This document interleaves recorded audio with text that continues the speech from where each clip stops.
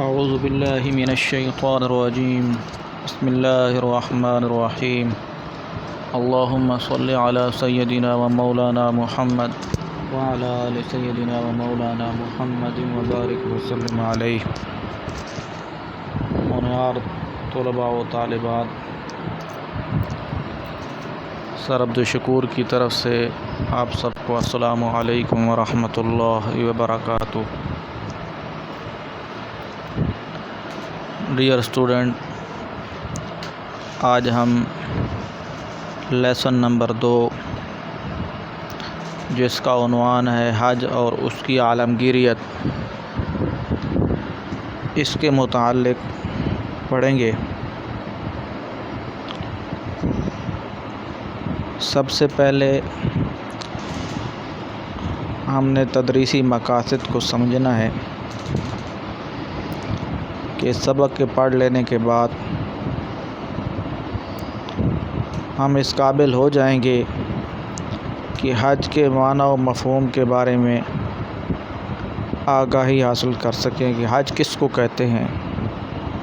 Number 2، قرآنی آیات کی روشنی میں حج کی فرضیت، فضیلت اور اہمیت کو سمجھ سکیں۔ نمبر 3، حج کے معاشرتی زندگی پر اثرات کے بارے میں جان سکیں۔ یہ وہ 3 تدریسی مقاصد ہیں جن کو ہم نے آج کے لیسن کے حاصل کرنا ہے۔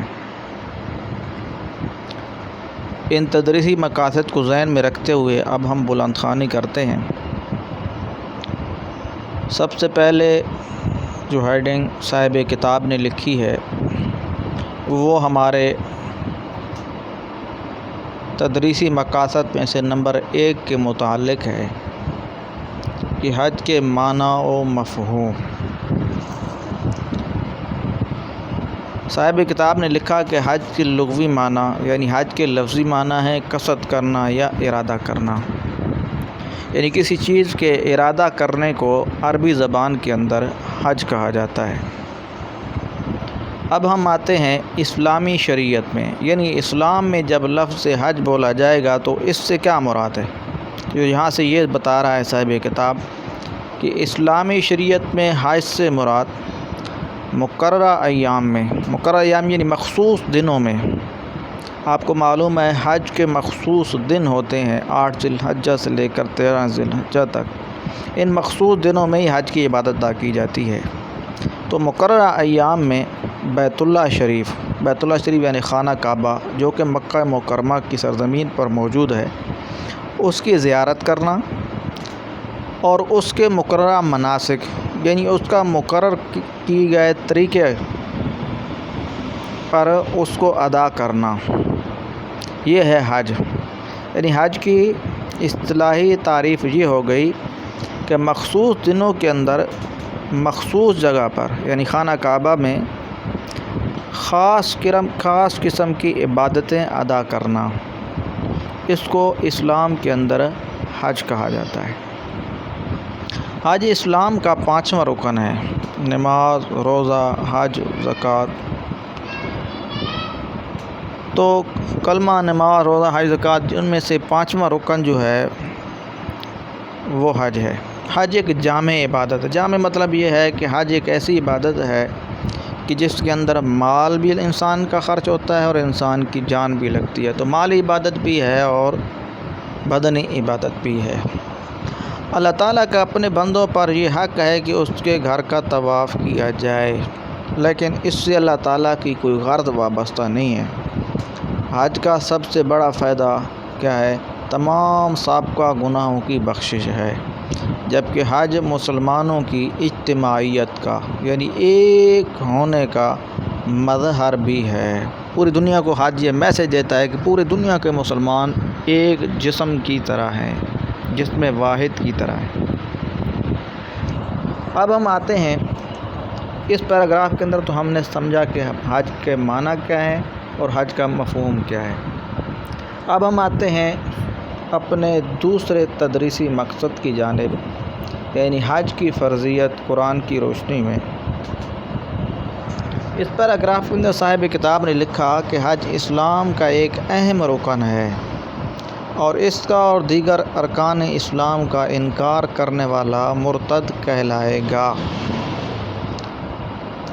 اب آپ کے ذہن میں سوال پیدا ہو کہ یہ مرتد کیا چیز ہے؟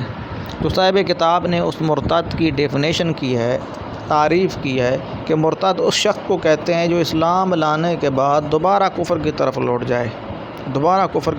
جائے، تو ایسے شخص کو مرتد کہا جاتا ہے۔ اب جو اسلام کے 5 ارکان ہیں، ان ارکان میں سے اگر کوئی شخص کسی ایک رکن کا انکار کر دیتا ہے، نماز، روزہ، حج، زکوٰۃ، باوجود اس کے کہ لا الہ الا اللہ محمد رسول اللہ پڑھتا ہے، تو ایسے شخص کو مرتد کہا جاتا ہے، یعنی وہ اسلام سے پھر گیا ہے، کیونکہ اس نے اسلام کے ایک اہم رکن اور اہم ستون کا انکار کر دیا ہے۔ اس کے بعد صاحب کتاب بتا رہے ہیں کہ حج کس شخص پر فرض ہے، اسلام کے اندر حج کس شخص پر فرض ہے۔ ذہن میں سوال پیدا ہو کہ ہر مسلمان پر حج فرض ہے یا مخصوص قسم کے مسلمان، خاص ایک طبقہ اور ایک گروہ، اس پر حج فرض ہے۔ تو یہاں سے حج کے فرض ہونے کی شرائط کو بیان کیا جا رہا ہے کہ حج ہر بالغ، یعنی جو بالغ ہو، جس کی ایج جو ہے 15 سال سے زیادہ ہو، عاقل، جو عقل و شعور رکھتا ہو، مجنون نہ ہو، پاگل نہ ہو، تندرست یعنی بیمار نہ ہو، صاحب استطاعت اس شخص کو کہتے ہیں کہ جس کے پاس اتنا مال ہو کہ وہ حج کے سفر کے دوران اپنی تمام ضروریات کو پورا کر سکے، اس کو کہتے ہیں صاحب استطاعت۔ مسلمان پر زندگی میں ایک بار فرض کیا گیا ہے، یعنی زندگی میں ایک بار فرض ہے، جس نے ایک بار فرض حج ادا کر لیا تو اب اس سے فرض ختم ہو گیا۔ بار بار حج جیسی دوسری عبادتیں، مثلا نماز دن میں 5 بار فرض ہے اور ہر روز فرض ہے، زکوٰۃ سال میں ایک بار فرض ہے لیکن ہر سال فرض ہے، روزہ سال میں ایک بار ہم مہینہ رکھتے ہیں لیکن ہر سال رکھتے ہیں، لیکن حج کا اس طرح نہیں، حج زندگی میں ایک بار فرض ہے۔ اس کے علاوہ یہ بھی شرط عائد کی گئی ہے کہ حج کے مقام تک پہنچنے کا راستہ بھی پرامن ہو، اور کسی جگہ پہ آپ حج، کسی ایسے علاقے میں رہتے ہیں کہ وہاں سے آپ حج، مال تو آپ کے پاس ہے، صحت تندرستی بھی ہے، مگر راستہ پر خطر ہے، جان کو خطرہ ہے، دشمن کی رکاوٹ ہے، اس صورت میں آپ پر حج فرض نہیں ہے۔ اور اس کے گھر والوں کے پاس اس عرصے کے لیے، یعنی جتنے دن وہ سفر میں رہے، جب وہ گھر کا سربراہ ہے، خرچہ جو ہے وہی چلاتا ہے، گھر کا نان و نفقہ وہی ادا کرتا ہے، تو اس کے گھر والوں کے پاس بھی وہ اتنا مال چھوڑ کر جائے کہ جتنا دن یہ حج پر رہے، حج کے سفر پر رہے، تو اس کے گھر والوں کو کسی قسم کی تنگی نہ ہو۔ تو یہ وہ حج کی شرائط ہیں، اگر یہ شرائط پائی جائیں تو ایک مسلمان صاحب استطاعت کہلاتا ہے اور اس پر حج فرض ہوتا ہے۔ اب ہم آتے ہیں نیکسٹ پیج پہ۔ حج کے فرض ہونے کے لیے صاحب کتاب نے قرآن کریم کی ایک آیت ذکر کی ہے، سورہ آل عمران کی آیت نمبر 97، وَلِلَّهِ عَلَى النَّاسِ حِجُّ الْبَيْتِ مَنِ اسْتَطَاعَ إِلَيْهِ سَبِيلًا وَمَنْ كَفَرَ فَإِنَّ اللَّهَ غَنِيٌّ عَنِ الْعَالَمِينَ۔ ترجمہ، اور اللہ تعالیٰ کا لوگوں پر حق ہے کہ اس کے گھر کا حج کیا جائے، جو شخص اس کی استطاعت رکھتا ہو، اور جو نہ مانے تو پھر اللہ تعالیٰ بھی اہل عالم سے بے نیاز ہے۔ تو اس آیت مبارکہ کے اندر اللہ تعالیٰ نے اپنے گھر کے حج کے فرض ہونے کا ذکر کیا ہے، اور جو اس کی استطاعت رکھنے کے باوجود بھی حج نہیں کرتا تو اس کے بارے میں اللہ تعالیٰ نے سخت تنبیہ نازل کی ہے کہ جو باوجود استطاعت کے اللہ تعالیٰ کا کہ گھر کا حج نہیں کرتا تو پھر اللہ تعالیٰ کو بھی ایسے شخص کی کوئی پرواہ نہیں ہے۔ اب ہم اپنے تدریسی مقاصد میں سے نمبر 2 کا جو دوسرا حصہ ہے، حج کی فضیلت اور اس کی اہمیت، اس کی جانب بڑھتے ہیں۔ سب سے پہلے یہ بات بتائی گئی ہے کہ حج ہجرت کے 9ویں سال میں فرض ہوا، یعنی آپ صلی اللہ تعالیٰ علیہ وسلم کو مکہ سے مدینہ ہجرت کرتے ہوئے 9واں سال تھا، 9 سال مکمل ہونے والے تھے کہ رسول اللہ صلی اللہ علیہ وسلم پر اللہ تعالیٰ نے اس سال اللہ تعالیٰ نے اسلام کے ماننے والوں پر حج کو فرض کیا۔ تو رسول اللہ صلی اللہ علیہ وسلم اس سال خود حج نہیں فرمایا جس سال حج فرض ہوا ہے، بلکہ حضرت صدیق اکبر رضی اللہ تعالی عنہ کی سربراہی میں لوگوں کو حج کی ادائیگی کے لیے روانہ کیا۔ آپ صلی اللہ علیہ وسلم نے اپنی حیات طیبہ میں صرف ایک حج ادا فرمایا، یعنی جب حج فرض ہو چکا تو اس کے بعد اللہ کے رسول نے ایک ہی حج ادا کیا ہے، اور جس کو حج کو حجۃ الوداع کہا جاتا ہے، سن 10 ہجری میں۔ اب اللہ کے نبی علیہ الصلاۃ والسلام نے حج کے فضائل بیان فرمائے ہیں، اور فرمایا آپ صلی اللہ علیہ وسلم کی حدیث مبارکہ کو لکھا گیا ہے، صحیح بخاری کی یہ حدیث ہے، من حج للہ فلم یرفث ولم یفسق رجع کیوم ولدتہ امہ۔ جو کوئی اللہ تعالیٰ کے لیے حج کرتا ہے اور وہ دوران حج فسق و فجور یعنی گناہ کے کاموں سے پاک رہتا ہے، بچہ رہتا ہے، تو وہ گناہوں سے اس طرح پاک ہو کر گھر لوٹتا ہے جیسے اس کی ماں نے اسے آج ہی جنم دیا۔ جیسے دنیا میں انسان آتا ہے تو اس کو نامہ اعمال میں کوئی گناہ نہیں ہوتے، ایسے ہی انسان جب حج کو اسلام کے بتائے ہوئے طریقے کے مطابق کر کے آتا ہے تو اس کے گناہ سابقہ سارے معاف ہو جاتے ہیں۔ اللہ تعالیٰ تو چاہتے ہیں کہ اپنے بندوں کو دنیا ہی میں پاک کر دیں، لیکن جو اس سے فائدہ نہ اٹھائے وہ بدبخت ہی ہوگا۔ حضور علیہ الصلاۃ والسلام کی دوسری احادیث مبارکہ آخری پیراگراف کے اندر لکھی ہوئی ہے کہ حضرت محمد صلی اللہ تعالی علیہ وسلم نے فرمایا کہ جس صاحب استطاعت شخص کو نہ کوئی ظاہری ضرورت حج سے روک رہی ہو، نہ کوئی ظالم بادشاہ اس کی راہ میں حائل ہو، اور نہ کوئی روکنے والی بیماری میں وہ مبتلا ہو، اور پھر بھی وہ حج کیے بغیر مر جائے تو وہ ایک مسلمان کی نہیں کسی نصرانی یا یہودی کی موت مرا۔ تو اللہ کے رسول صلی اللہ علیہ وسلم کی اس حدیث مبارکہ میں بہت بڑی تنبیہ بیان کی گئی ہے کہ اللہ کے رسول نے فرمایا جب حج کی طاقت رکھتے ہوئے بھی حج نہ کرے تو وہ ایک مسلمان ہونے کی حیثیت سے دنیا سے نہیں گیا، بلکہ وہ ایک کرسچن یا ایک یہودی کی موت مرا ہے۔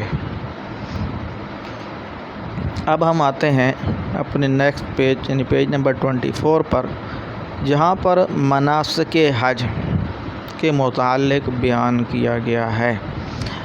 مناسک، سب سے پہلے آپ کو یہ سمجھائیں گے کہ مناسک کسے کہتے ہیں۔ تو لفظ مناسک منسک کی جمع ہے جس کے معنی ہے قربانی کا وقت یا قربانی کی جگہ۔ 8 سے 13 ذوالحجہ کے دوران ہر سال مناسک حج مقررہ مقامات پر ادا کیے جاتے ہیں۔ تو یہ تو حج کا لفظی معنی ہوا قربانی کا وقت، وگرنہ مناسک حج سے مراد حج کے وہ تمام فرائض اور ارکان ہیں جو ان دنوں کے اندر یعنی 8 ذوالحجہ کے 8 تاریخ سے لے کر 13 تاریخ کے دوران مسلمان ہر سال وہاں پر ادا کرتے ہیں۔ ان ارکان اور فرائض کو مناسک حج کہا جاتا ہے۔ اسلام نے قربانی کی شکل میں لوگوں کو اپنی خواہشوں کی قربانی پیش کرنے کی تعلیم دی ہے۔ یہ جو ہم اللہ کے راستے میں قربان کرتے ہیں، جانور قربان کرتے ہیں، ان کا مقصد کیا ہے کہ مسلمان کے اندر ایسے جذبات پیدا ہوں کہ وہ اللہ تعالیٰ کے ہر حکم کے سامنے سر تسلیم خم کر دے اور اپنی خواہشات کو، اپنی ضروریات کو اللہ کے حکم کے سامنے قربان کر دے۔ چنانچہ قرآن حکیم میں اللہ تعالیٰ کا ارشاد ہے لَن يَنَالَ اللَّهُ لُحُومُهَا وَلَا دِمَاؤُهَا وَلَكِن يَنَالُهُ التَّقْوَىٰ مِنكُمْ۔ اللہ تعالیٰ تک نہ ان کا گوشت پہنچتا ہے نہ خون، بلکہ اس تک تمہاری پرہیزگاری پہنچتی ہے۔ جو ہم قربانی کرتے ہیں تو گوشت بھی ہم خود ہی کھاتے ہیں، یہ فائدہ ہمارے کو ہی حاصل ہوتا ہے، لیکن اللہ کے یہاں کیا چیز جاتی ہے؟ وہ ہمارے دلوں کی نیت، وہ ہمارے دلوں کے ارادے اور ہمارے دلوں میں موجود اللہ کا خوف، اور جس نیت سے ہم اس جانور کو ذبح کر رہے ہوتے ہیں اس نیت کا وزن ہے ہمارے اللہ کے دربار میں۔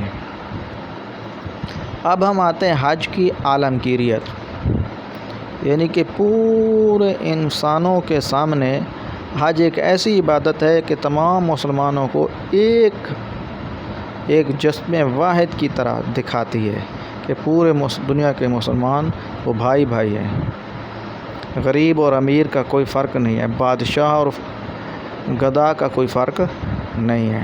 اب اس حج کی عالمگیری کی طرف ہم آئیں تو حج مساوات کا مظہر ہے، حج برابری کا علم بردار ہے، اور مسلمان حج کے موقع پر مساوات کا یعنی برابری کا شاندار مظاہرہ کرتے ہیں۔ امیر ہو یا غریب، سب ایک جیسا لباس پہنے، یعنی ایک ہی لباس ہوتا ہے اور ایک ہی کلر ہوتا ہے، ایک جیسے حالات میں رہتے ہوئے ایک ہی تلبیہ کیسے کہتے ہیں؟ لبیک اللہم لبیک لبیک لا شریک لک لبیک ان الحمد والنعمت لک والملک۔ یہ وہ خاص ذکر ہوتا ہے جو حاجی حج کے دوران ہر وقت اپنی زبان پہ ادا کرتا رہتا ہے، اس کو تلبیہ کہتے ہیں۔ تو تمام حجاج کرام ایک ہی مخصوص لباس میں ایک ہی جگہ پر ایک مخصوص قسم کے الفاظ ادا کر رہے ہوتے ہیں۔ حج کے ذریعے پوری دنیا کے مسلمانوں میں اخوت، بھائی چارے کا عملی نمونہ سامنے آتا ہے۔ حج میں سادگی کی تربیت ملتی ہے، خواہ کوئی کتنا ہی امیر کیوں نہ ہو، وہ ایک سادہ لباس میں ملبوس ہوتا ہے، ایک ہی مخصوص لباس پہنے ہوتا ہے، جہاں تک اس لباس کو جو ہے اس کی سلائی کرنا بھی ممنوع ہے، بالکل مخصوص لباس ہوتا ہے۔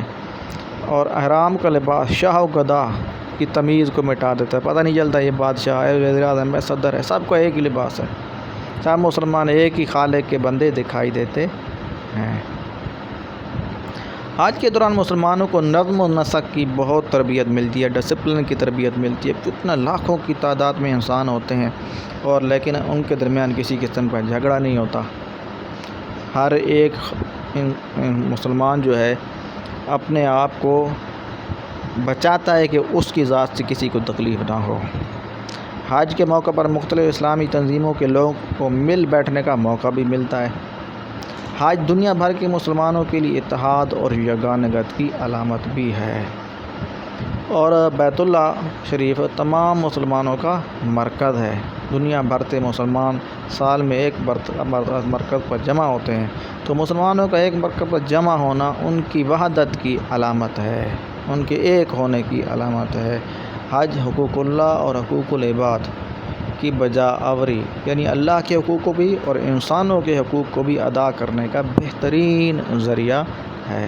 تو یہ ہمارا آج کا لیسن ہے کہ جس لیسن کے اندر ہم نے حج کے معنی و مفہوم کو سمجھا ہے، اور حج کے فرائض، حج کی اہمیت اور حج کے مناسک، اور اس کے ساتھ ساتھ حج کی عالمگیریت، یہ وہ چیزیں ہیں جو ہم نے اس لیسن کے دوران سمجھی ہیں۔ اب ہم آتے ہیں اس سبق کی ایکسرسائز کی طرف۔ بک لسٹ کے اندر جیسا کہ آپ کو معلوم ہے کہ ہم اسلامیات کی کاپی نہیں بنا رہے، بلکہ بک لسٹ ہی کی مدد سے اپنی بک سے سوالات کے جوابات یاد کرتے ہیں۔ تو آپ کے بک لسٹ کے اندر آپ کی رہنمائی کی جاتی ہے کہ آپ ان سوالوں کے جوابات کس طرح تیار کریں اور کس طرح یاد کریں۔ تو یہاں پر آپ کے سامنے ایک نوٹ دیا گیا ہے، حج اور اس کی عالمگیریت پر نوٹ تحریر کیجیے۔ اب اس کے اندر سب سے پہلے جو آپ نے ہیڈنگ لکھنی ہے وہ حج کے معنی و مفہوم، جو پیج نمبر 22 پر ہے۔ حج کے معنی و مفہوم، تو حج کے لغوی معنی ہے قصد کرنا یا ارادہ کرنا۔ اسلامی شریعت میں حج سے مراد مقررہ ایام میں بیت اللہ شریف مکہ مکرمہ کی زیارت کرنا اور اس کے مقررہ مناسک ادا کرنا ہے۔ حج اسلام کا 5واں رکن ہے۔ یہاں تک یہ آپ کا ایک ہیڈنگ کمپلیٹ ہو جائے گی۔ اس کے بعد ہم دوسری ہیڈنگ ڈالیں گے حج کی فرضیت، جو کہ پیج نمبر 22 پر ہی ہے۔ حج کی فرضیت، تو حج اسلام کا ایک اہم رکن ہے اور اس کا دیگر ارکان اسلام کا انکار کرنے والا مرتد کہلائے گا۔ اب اس کے نیچے لائن پہ ہم آ جائیں گے، وہاں پہ ہے حج ہر بالغ و عاقل تندرست، یہاں سے لے کر ایک بار فرض کیا گیا ہے، یہاں تک ہم نے یاد کرنا ہے۔ اور اس کے بعد ہم نیکسٹ پیج پہ جو ہمارا پہلا پیراگراف ہے، اللہ تعالیٰ قرآن مجید میں ارشاد فرماتا ہے، اور قرآن کی اس آیت کا ترجمہ، یعنی یہ پورا پیراگراف، قرآن کی آیت یاد نہیں کرنی لیکن اس کا ترجمہ یاد کرنا ہے۔ تو یہ ہماری 2 ہیڈنگ کمپلیٹ ہو جائیں گی۔ اس کے بعد ہے حج کی فضیلت و اہمیت قرآن و حدیث کی روشنی میں، تو یہ آپ کا پیج نمبر 23 پر حج کی فضیلت و اہمیت، یہاں میں نے آپ کے ریڈ کلر کے نشان بھی لگا دیے ہیں نبی کریم صلی اللہ علیہ وسلم نے یہ فرمایا، من حج للہ فلم یرفث ولم یفسق رجع کیوم ولدتہ امہ۔ اس کا ترجمہ یاد کرنا ہے، اور نیچے جو ریڈ کلر آخری پیراگراف ہے، حضرت محمد صلی اللہ علیہ وسلم نے فرمایا، یہ آخر تک کسی نصرانی یا یہودی کی موت مرا تو ہماری یہ ہیڈنگ بھی کمپلیٹ ہو جائے گی۔ اس کے بعد ہم نے مناسک حج کے اندر آپ دیکھیں، یہ سامنے ہی پیج نمبر 24 پہ موجود ہے۔ مناسک حج، لفظ مناسک منسک کی جمع ہے، جس کے معنی ہے قربانی کا وقت یا قربانی کی جگہ۔ 8 سے 13 ذوالحجہ کے دوران ہر سال مناسک حج مقررہ مقامات پر ادا کیے جاتے ہیں۔ یہاں تک ہم نے اس کو بریکٹ کو آف کیا، اور بیچ میں ہم نے چھوڑ کر آخری جو ہمارے پاس سامنے لکھا ہوا ہے، آخری اس ہیڈنگ کی آخری 2 لائنیں، حج کے دوران نیت کرنا، احرام باندھنا، تلبیہ پڑھنا، وقوف عرفہ اور طواف زیارت کرنا فرض ہیں، اور منا میں قیام، رمی کرنا، سعی کرنا، بال منڈوانا یا ترشوانا، قربانی کرنا، مزدلفہ میں رات کا قیام کرنا اور طواف وداع کرنا حج کے واجبات میں سے ہیں۔ یہ ہمارا یہ والی ہیڈنگ بھی کمپلیٹ ہو گئی۔ اس کے بعد حج کی عالمگیریت، جو کہ پیج نمبر 24 پر ہے۔ اس میں سے عالمگیریت والے میں سے بہت سے پوائنٹ ہیں، ان میں سے آپ نے 2 یا 3 پوائنٹ کوئی سی بھی یاد کر لینے ہیں۔ اس طرح ہمارا یہ نوٹ کمپلیٹ ہو جائے گا۔ اب اس کے بعد معروضی سوالات ہیں۔ معروضی سوالات کے جوابات بک لسٹ پر بالکل بڑی وضاحت کے ساتھ بیان کر دیے گئے ہیں، جس میں کسی قسم کا کوئی شبہ یا شبہات پیدا نہیں ہو سکتا، کیونکہ وہاں پہ آپ کے سامنے درست جواب کا انتخاب بھی کر دیا گیا ہے، اور خالی جگہ میں جو چیزیں آئیں گی وہ بھی لکھ دی گئی ہیں۔ وآخر دعوانا ان الحمد للہ رب العالمین۔